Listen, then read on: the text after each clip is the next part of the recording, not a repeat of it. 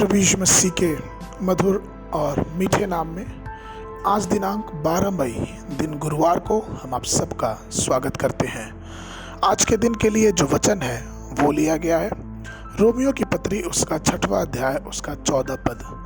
वचन कहता है, और तुम पर पाप की प्रभुता न होगी, क्योंकि तुम व्यवस्था के अधीन नहीं वरन अनुग्रह के अधीन हो। प्रभु में मेरे प्रिय लोगों, मसीही जीवन बहुत संघर्ष पूर्ण जीवन होता है। हम हमेशा इस डर में रहते हैं कि कहीं पाप और अनैतिकता हम पे हावी ना हो जाए, कहीं हम अपनी पवित्रता खो ना दें। और पौलुस इस विषय में कहता है रोमियो उसके 6 के 14 में कि तुम पर पाप की प्रभुता ना होगी, क्योंकि तुम व्यवस्था के अधीन नहीं वरन अनुग्रह के अधीन हो। जब हम और आप नम्र होते हैं और अपने आप को परमेश्वर की कृपा के लिए आत्मसमर्पण करते हैं तो परमेश्वर आपको अपनी कृपा में रखता है। जब आप प्रार्थना में उससे कहते हैं कि हे प्रभु, मेरे पास अपने दम पे खड़े होने की ताकत नहीं, कृपया मुझे अपनी कृपा के साथ खड़े होने की मदद कर, वो बिना किसी मापदंड के हम पे अनुग्रह करता है और हमारी रक्षा करता है।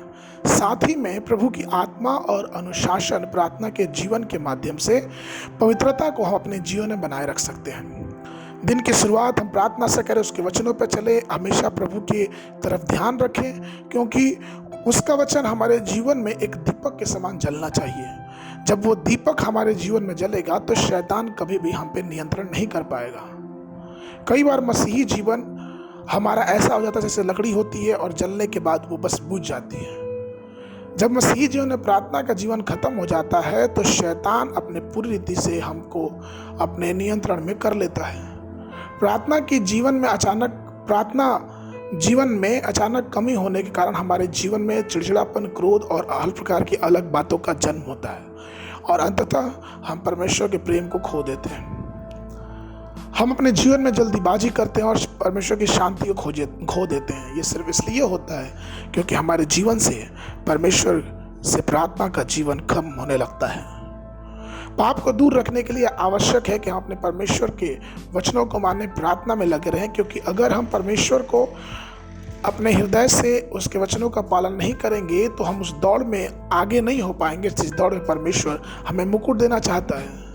और कई बार ऐसा भी हो सकता है कि अपने मार्गों में सक्षम ना हो पाए और दौड़ के पहले ही हम उस दौड़ को हार जाएं।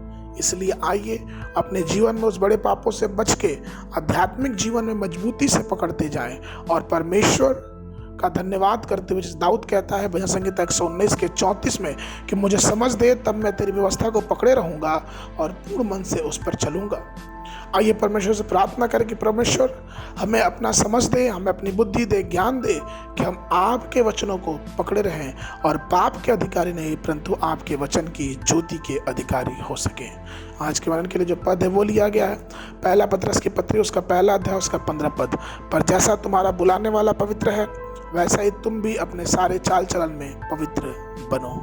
बाइबल अध्ययन के लिए सुबह के समय 2 राजा की पुस्तक उसका 15 और 16 अध्याय, संध्या के समय यूहन्ना रचित सुसमाचार उसका 3 अध्याय 1 पद से लेके 18 पद तक।